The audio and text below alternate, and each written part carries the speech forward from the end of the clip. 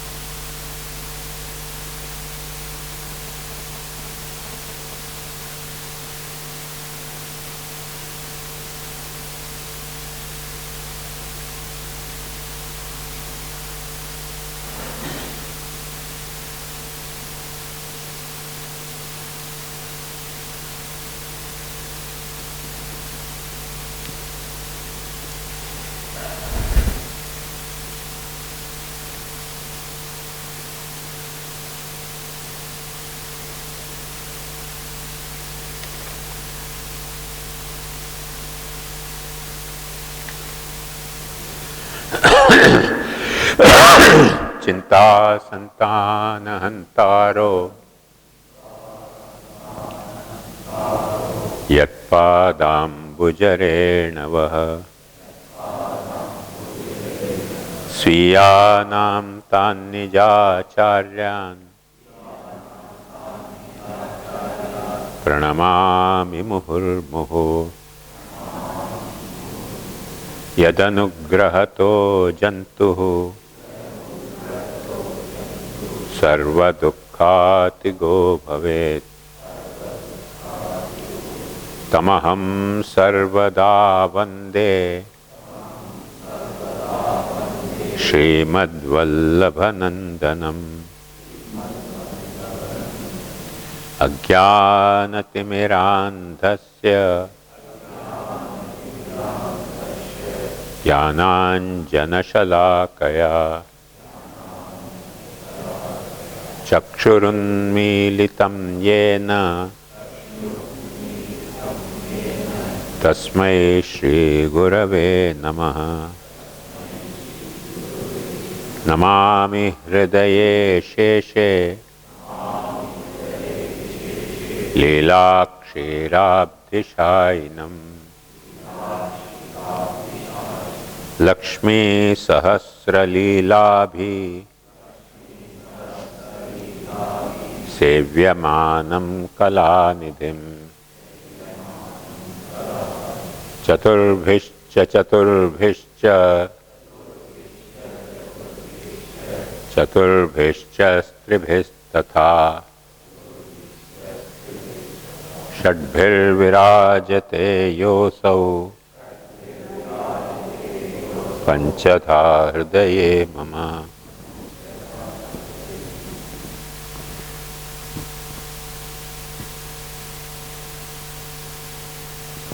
कल अपन ने ठाकुर जी के वचनामृत तू तार छुए ते डरपत है तो मेरे आगे काहे कुधरत है, ये एक वचनामृत।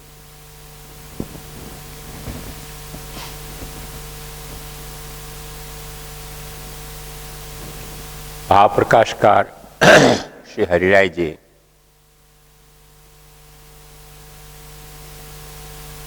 या को अभिप्राय ये जता रहे हैं कि महाप्रभु जी ने सुबोधनी में आज्ञा करी है कि प्रभु की लीला में असंभावना, विपरीत भावना नहीं करनी।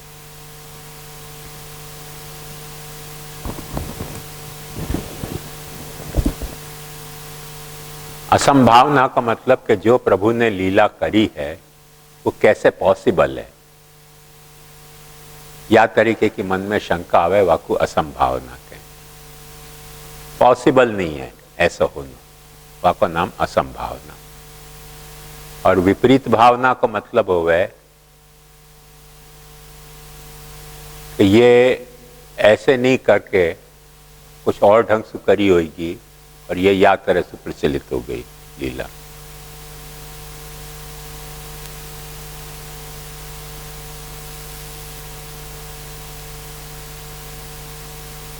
ऐसी विपरीत भावनाएं भगवत लीला में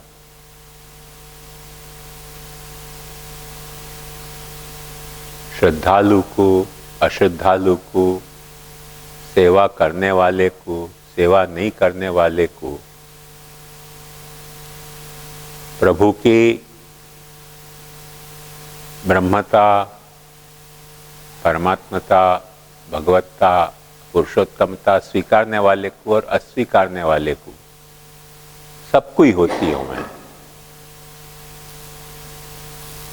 और शास्त्र में एक बात स्पष्ट कही गई है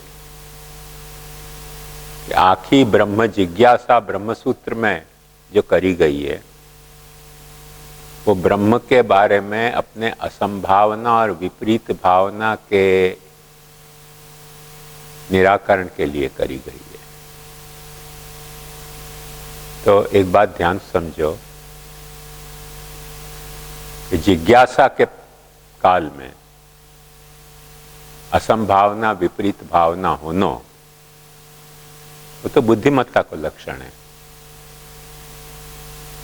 क्योंकि अपने को कोई बात को सुनते ही असंभावना और विपरीत भावना नहीं होवे तो हर बात अपन स्वीकार लेंगे, खोटी सच्ची सब बात स्वीकार लेंगे।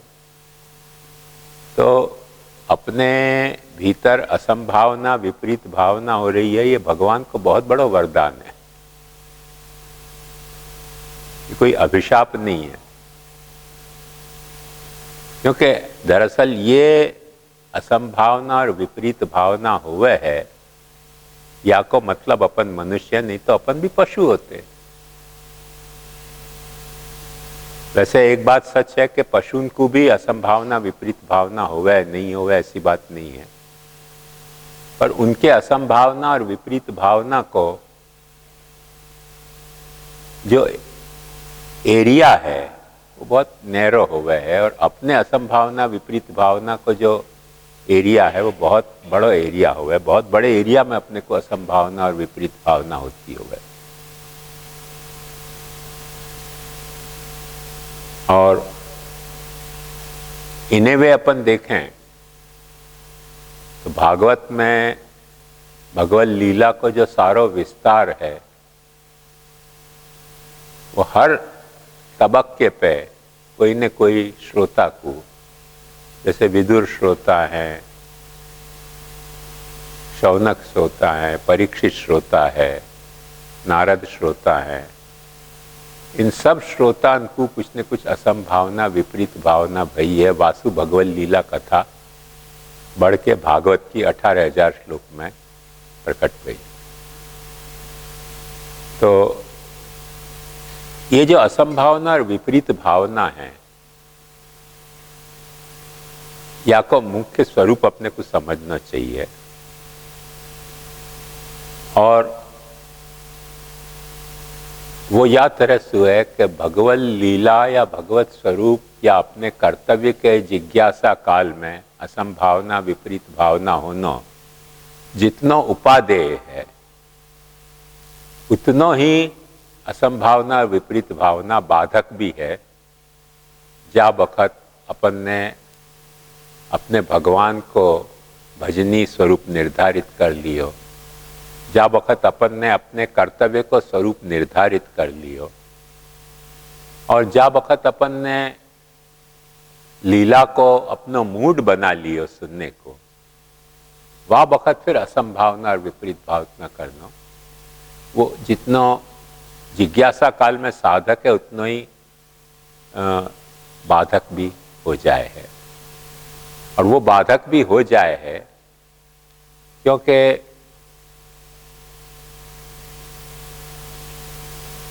जो एक कोई स्वपन श्रवण करते हों तो वाको वर्णन को प्रवाह, और चिंतन करते हो तो अपने चिंतन को प्रवाह, और ध्यान धरते हो तो अपने ध्यान को प्रवाह, वो खंडित हो जाए असंभावना विपरीत भावना से।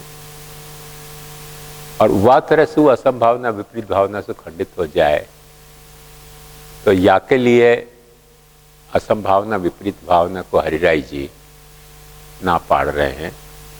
एक तो ये विषय अपने को खास यहाँ समझना है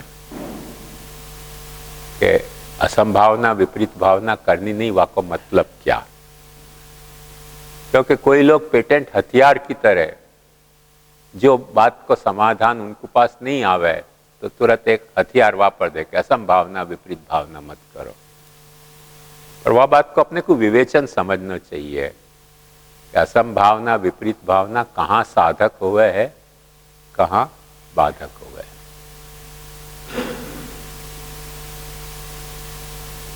जैसे भोजन करने के पहले एक्सरसाइज करना अच्छी बात है, भोजन करने के बाद एक्सरसाइज करना बुरी बात है। जो भी एक्सरसाइज की हो में लिखी होगी, वह में लिखी होगी कि भोजन के बाद तुरंत एक्सरसाइज मत करो। ये बाबा रामदेव भी शायद प्राणायाम की बात भी बतावे तो कह के भोजन करने के बाद तुरंत अपने को प्राणायाम नहीं करना चाहिए। तो प्राणायाम साधक भी है, प्राणायाम बाधक भी है, एक्सरसाइज साधक भी है, एक्सरसाइज बाधक भी है। कब साधक है कब बाधक है, वाको विवेक होना चाहिए। ये तो पहली मुद्दा की बात है, ये भाव प्रकाश के आधार पर। इनने क्यों नहीं खुलासा किया, तो वाको एक खुलासा समझ के रखो कि ऐसी शंकाएं उनके श्रोता को होती नहीं होंगी करके उन्होंने खुलासा नहीं किया। वक्ता कौन सी बात को खुलासा करे कि जा तरह की शंका को संभावना वक्ता श्रोता में करते हुए वह तरीके की संभावना को खुलासा वक्ता करे। अब ऐसी तरह की संभावना वक्ता को श्रोता में लगती नहीं होगी तो खुलासा करने की जरूरत नहीं है। मैं भी हर बात के खुलासा क्या करूं यहाँ, मैं भी उतनी ही बात के खुलासा करूं जा बात की मुझको यहाँ लगे भाई ये बात आपको शायद गले नहीं उतरेगी तो वाको मैं खुलासा कर दूं। सब बात को खुलासा करो तो कोई काम आगे बढ़े ही नहीं ना। कितनी बात को खुलासा करना, खुलासा करने बैठे थे तो ढेर खुलासा सब बात के हो जाएंगे। हर कदम कदम पे खुलासा करने की जरूरत पड़े तो ऐसे हर कदम पे खुलासा करने की जरूरत नहीं पड़े, क्योंकि श्रोता वक्ता के बीच में एक तरह को अलिखित समझौता से हुआ है। और वो समझौता ऐसा हुआ है कि श्रोता भी कुछ मान के चल रहे हो है कि मुझको या वक्ता के पास सुनने आए हूं तो ये विषय सुनना है, और वक्ता भी ये मान के चल रहे हो कि ये विषय यदि सुनने चाह रहे हो है तो वह में वाकई असंभावना और विपरीत भावनाएं कैसे ढंग की होंगी। तो जैसे ढंग की असंभावना और विपरीत भावनाओं में ऐसे ढंग को तो खुलासा किया जा सके। पर यदि वक्ता के सामने श्रोता ऐसी कोई असंभावना विपरीत भावना करे कि जाको वह श्रोता और वक्ता के बीच में अलिखित समझौता के तहत एक मत नहीं भयो है, तो वो फिर वक्ता को बोलने को मूड खत्म हो जाए। अपन खुद वह बात को सोचते हों तो अपना सोचने को मूड खत्म हो जाए, और वास्तु सारी प्रक्रिया जो है वो बौद्धिक होने के बजाय भावनात्मक होने के बजाय अबौद्धिक अभावनात्मक और एक्टिव होने के बजाय पैसिव हो जाती है। ये वाको मुख्य साइकोलॉजिकल रहस्य है जो अपने को समझना चाहिए। ऐसे अपन कोई भी चीज को विचार करें तो काय के लिए विचार करें कि वह विचार करने से अपन अपने जीवन में कोई तरह को व्यवहार कर सकें। अब वह तरीके को अपन विचार करें जाके कारण अपना व्यवहार ही ठप हो जाता होए, तो या तो अपने को वह व्यवहार के लिए प्रवृत्त नहीं होना चाहिए, और प्रवृत्त भय है तो वह वक्त वह व्यवहार के लिए प्रवृत्त होने के लिए जो विचार में अपन प्रवृत्त भय है वह विचार की असंभावना विपरीत भावना नहीं हो सके।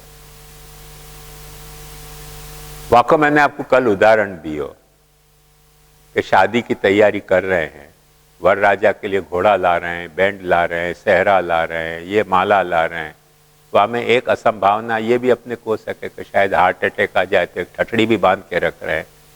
वह तरह की असंभावना विपरीत भावना करने से शादी को आखो मूड खत्म हो जाए। बात समझ में आई ना? तो यह बात को विवेक अपने को रखना बहुत जरूरी हो गए कि कौन से तरह की असंभावना विपरीत भावना कब साधक हुए है और कौन से तरह की असंभावना विपरीत भावना कब बाधक हो गए। इन्हें नहीं खुलासा किया क्योंकि इनके सामने वह तरीके के श्रोता होंगे ही नहीं। अब सहज संभव है कि आज वो जा तरीके के श्रोता की अपेक्षा कर रहे हैं वह तरीके के अपन श्रोता ना हों, तो वैसी असंभावना विपरीत भावना अपने को स्वाभाविक रूप से हो सके। उन असंभावना विपरीत भावना को अपन ना पाड़ना मतलब वार्ता के तात्पर्य को समझने के लिए अपने आप को तैयार नहीं रखना है। वार्ता के तात्पर्य को समझने के लिए अपने आप को पीछे हट करनी है। तो इन दो बातों को अपने को विवेक रखना चाहिए। आप या को यूं भी समझ सको कि ट्रेन में अपन रात को बैठे, अपने को सीट भी बर्थ भी अपनी मिल गई, रिजर्व सीट भी मिल गई। अब रिजर्व सीट भी मिल गई, अपन ने बिस्तर भी लगा दियो, सो गए, और फिर अपन असंभावना विपरीत भावना करें कि ड्राइवर को नींद आ जाएगी, ट्रेन टकरा जाएगा। तो ट्रेन टकराएगी कि नहीं टकराएगी, पर तुम्हारी तो आखिरी बर्थ जो रिजर्व कराई तुमने सोने के लिए वो तो बेकार गई ना। तो यदि ट्रेन में सोने के बाद तुम ऐसी असंभावना विपरीत भावना कर रहे हो कि ड्राइवर को नींद आ जाएगी और रात को ट्रेन टकरा जाएगी, तब अपना क्या होगा भाई? अपना क्या होगा? सब मरेंगे तो तुम भी मरोगे। और कोई जरूरी नहीं है कि हर ट्रेन टकराने में हर व्यक्ति मरी जाए, कोई मरते भय भी बच जाता है। ऐसी निरर्थक की असंभावना विपरीत भावना करना अपनी यात्रा में को दुखद बनाने को तरीका हो जाए है। अब वो चाहे रेल की यात्रा हो, चाहे विमान की यात्रा हो, चाहे धर्म श्रवण की यात्रा हो, चाहे धर्म चिंतन की यात्रा हो, या भगवत लीला के यात्रा हो, या भगवत सेवा की यात्रा हो, या भगवत भक्ति की यात्रा हो, वह तरह से असंभावना विपरीत भावना करना नुकसानदेह होता है। ये मुख्य बात है। मैंने ये असंभावना विपरीत भावना पे क्यों आपको ध्यान नहीं दिवाया, मैंने क्यों पर्यावरण की बात करी, तो मैं हरिराय जी से कोई विपरीत बात नहीं कर रहा हूं। मैंने जो अब पर्यावरण की बात बताई वहां में मैंने यही बताना चाहे, मैंने असंभावना विपरीत भावना शब्द नहीं वापरे, पर मैंने बताना यही वहां में चाहे कि जा स्वरूप की अपन सेवा कर रहे हैं, वह स्वरूप की सेवा में अपने को कृष्ण लीला में के पर्यावरण में से कुछ लीलाएं सेवा में जोड़नी है, कुछ लीलाएं नहीं भी जोड़नी है। कुछ भगवान की जो भगवत्ता की लीला है, भगवत लीला है, हमें से कुछ लीलाएं जोड़नी है, कुछ लीलाएं नहीं भी जोड़नी है। ऐसे परमात्मा की जो परमात्मता है, वही परमात्मा जो है वो अपने भीतर आत्मरति को मूल स्रोत है। अब वो आत्मरति को मूल स्रोत है तो अपन जो भी भक्ति कर रहे हैं भगवान की, वह को मूल स्रोत अपनी वृत्ति नहीं है। वो आज की विज्ञान की भाषा में कहते तो डोपामाइन या ऐसे ऐसे जो केमिकल्स हैं जिनके कारण अपने को स्नेह प्रकट होते हुए, वह में वह को मूल नहीं है। यदि अपने को भगवान में भक्ति रूप स्नेह प्रकट हो रहे है तो वह को मूल अपने आत्मा के भीतर बैठे हुए हो परमात्मा है। एग्जैक्टली वही ढंग से कि जैसे ये लाइट को जो बल्ब को जो आवरण है वाकई भीतर लाइट चमक रही है, और वो लाइट बाहर भी आ रही है, बाहर आ रही है इतनी भीत पे भी जा रही है, अपने पे भी पड़ रही है। तो लाइट तो भीतर है पर बाहर आ रही है, ट्रांसमिट हो रही है। ऐसे परमात्मा में जो आत्मा रहती है वो अपने में भक्ति के रूप में ट्रांसमिट हो रही है। अब देखो, ये सोचने से अपने को जो सिद्धांत है कि कृपा सुपुष्टि हो रही, कृपा रूपी पुष्टि सु भक्ति पैदा हो रही है, वहां में ये लीला तो बहुत या तरीके को सोच तो बड़ो सहायक हो जाएगा। अब यही सोच बाधक कैसे हो रहे हो बताओ? क्योंकि परमात्मा की आत्मरति ही अपने को शराब में भी रति पैदा कर रही है, कोई को मर्डर करने की भी रति पैदा कर रही है। अब अपन भक्ति करने बैठे हैं, वह वक्त ऐसा सोचे कि भाई भगवान की तो आत्मरति है, वो कोई में शराब की रति बन के प्रकट हो रही है, कोई में मर्डर करने की रति के रूप में प्रकट हो रही है, कोई में ऐसा भगवान को गाली देने की रति के रूप में प्रकट हो रही है। वो कहीं मेरे में प्रकट तो नहीं हो रही है। तो ट्रेन में बैठ के और ड्राइवर एक्सीडेंट नहीं करेगा, वैसी तो चिंता भाई ना। या तरीके की असंभावना, विपरीत भावना भक्ति स्टार्ट करने के बाद बाधक होती हो। मेरी बात समझ में आ रही है ना आपको? वाह वक्त फिर वो नहीं करना चाहिए, नहीं तो वो बाधक होवे। ब्रह्म की बात भी अपन ने सोची थी तो यही ढंग से सोची थी कि ब्रह्म के तो सारी सृष्टि जो है वो ब्रह्म को नाम रूप कर्म को विस्तार है। अब वो बात सु अपन सोच के, और जब ये सोचे कि भाई जब सारी सृष्टि ब्रह्म के नाम रूप कर्म को विस्तार है, तो मेरो ठाकुर जी थोड़ी कोई वहां में एक्सेप्शन होगा। मेरो ठाकुर जी भी ब्रह्म के ही नाम रूप कर्म को एक विस्तार है।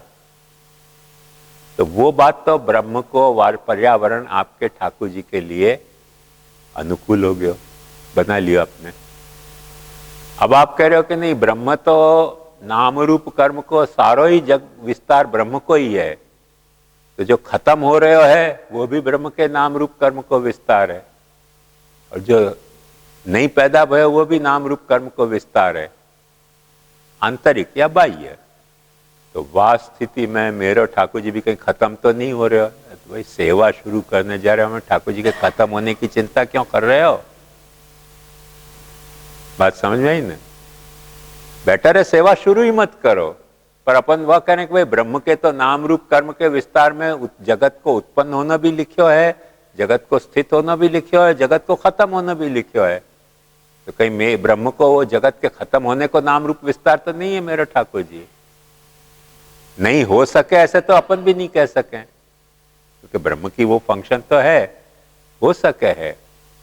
पर जब अपन सेवा करने जा रहे हैं तो सेवे में ब्रह्म के वो गुणन को व्यर्थ में सोचना असंभावना और विपरीत भावना है। कौन में असंभावना है? अपने सेव्य के बारे में असंभावना हो जा रही है। ब्रह्म के बारे में वो असंभावना नहीं है, पर जब सेव्य पे वाकु लागू कर रहे हो तो वो असंभावना हो रही है। क्योंकि ये ऐसे क्यों सोच रहे हो कि तुम एक बाजू तो सेवा कर रहे हो, दूसरी बाजू तुम यूं सोच रहे हो कि ये सेवा करने से ठाकुर जी खत्म हो जाए। आयो ख्याल में? तो यह तरीके की असंभावना, विपरीत भावना की करने से निश्चित सेवा में बाधक पैदा हुआ है। या तरह की असंभावना, विपरीत भावना भक्ति में भी बाधक हुआ है। और जैसे कि आपको बताऊं कि महाप्रभु जी ने परिवृढ़ाष्टक में लिखा है कि ही हिंकारान प्रतिपशु वने कुर्वती सदा नमद ब्रह्मेशेन्द्र प्रभृतिषु च मौनम धृतवती। गायन के पीछे ही करके गायन को हाँक रहे हैं, और ब्रह्मा और वगैरह देवताएं बेचारे भक्ति से नमन स्तुति कर रहे हैं, तो उनकी तरफ देख भी नहीं रहे हैं। अब अपन असंभावना, विपरीत भावना करें कि जब ब्रह्मा वगैरह देवता को भी देख नहीं रहे हैं तो अपन की सेवा को काय को ठाकुर जी देखेंगे? थियोरिटिकली तो अपन मना ही नहीं कर सके, लेकिन भगवान को नहीं देखना हो तो नहीं देख सके। तुम सेवा करते रहो, हमको नहीं देखना है तो नहीं देखेंगे। थियोरिटिकली मना ही नहीं कर सके, पर या तरह से सेवा करते वक्त प्रैक्टिकली सोचना या दूसरे को ऐसी उलट बांसी समझानी, क्या तुम सेवा कर रहे हो, तुम क्या सेवा करोगे, तुमसे क्या सेवा हो सकेगी? ठाकुर जी तो ब्रह्मा जी देव जैसे, ब्रह्मा वगैरह देवन की भी स्तुति सुन नहीं रहे हैं, तो तुम पंचाक्षर बोलोगे, तुम अष्टाक्षर बोलोगे, ठाकुर जी काय को सुनेगो? वाका मतलब यह है कि तुमको सेवा को प्रकार के बारे में कोई न कोई द्वेष है। बात समझ आई ना मेरी? कुछ बातें क्या हुए कि हकीकत होते भय भी खतरनाक हुए, कुछ बातें मिथ्या होते भय भी बहुत सहायक होती हुए। मैंने आपको एक दो वक्त बताई है यहां बात कि ससुर जी मर गए, अब बेचारे बेटाएं रो रहे थे, साला वहां पहुंच गए। साला ने जाके अपने बहनों को टपट लगाई, क्यों रो रहे हो? बाप मर गए, अब तुम्हारी बारी आई, या लिए रो रहे हो? एक तो यार हमारी बहन तुमको दी, वाकई ऐसी दादागिरी? ससुर जी मर गए तो बेटा नहीं रोएगो, साला नहीं रोएंगे तो क्या करेंगे? अब तुम जमाई हो करके तुम व्यर्थ में अपनो सालान को दबाने की कोशिश करो कि क्या को रो रहे हो, बाप मर गए, तुम्हारी बारी आई, या लिए रो रहे हो? तो बेचारे चुप तो हो गए, चुप हो गए, पर वो बात तो अच्छी नहीं है ना। और हकीकत वाकई ऐसी है कि जिनने ये दपट लगाई वो मर गए और वो सालाएं सब जिंदा हैं। अब वाको क्या करना? जिनने दपट लगाई कि बाप मर गए तुम्हारी बारी आई, तो बाप मर गया तो बेटान की बारी नहीं आई यार, जमाई की बारी आ गई। फायदा क्या भाई ऐसी डपट लगा के बहनों को?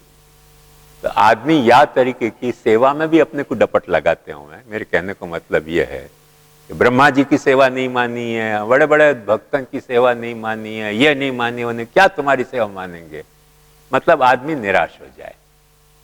तुमको सेवा मार्ग सु कुछ भीतर खाने सु द्वेष है, वह द्वेष को तुम ना तो पार नहीं सको, करके जो कर रहे हो है वह को तुम हतोत्साह करो। अब वाक्य कारण अपने को असंभावना विपरीत भावना हो जाए, क्योंकि अपन को भी मन में संदेह हो जाए, चल ये बात तो सच्ची है कि ब्रह्मा जी को जब नहीं दाद दी भगवान ने, तो अपने को काय को दाद देंगे?